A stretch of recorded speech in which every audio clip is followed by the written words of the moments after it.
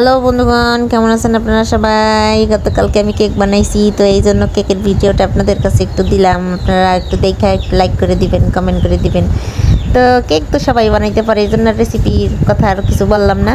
তো দেখেন আমার কেক বানানোটা সর্বশেষ, এই যে কত সুন্দর মাশাআল্লাহ ফুলে উঠেছে। তো আমি এবার একটু টুথপিক দিয়ে এবার একটু চেক করে দেখবো যে কাঁচা আছে কিনা। এখন দেখি যে না, কাঁচা নাই। তো আমার কেক বানানোর চেহারাটা কত সুন্দর দেখে আমারই অনেক ভালো লাগতেছে।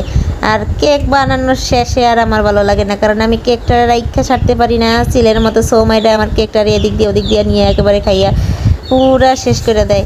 তো এটা একদিক দিয়ে আমার ভালো লাগে না, আবার একদিক দিয়ে ভালো লাগে, কারণ একটা খাবার যদি বানানো হয় সেটা যদি খুব আগ্রহর সহিত সবাই খায়, তাহলে কিন্তু সেই খাবারটা অনেক, যে বানায় তারও তৃপ্তি হয়, আর যারা খায় তাদের কাছেও কিন্তু অনেক আনন্দ লাগে, মজা লাগে।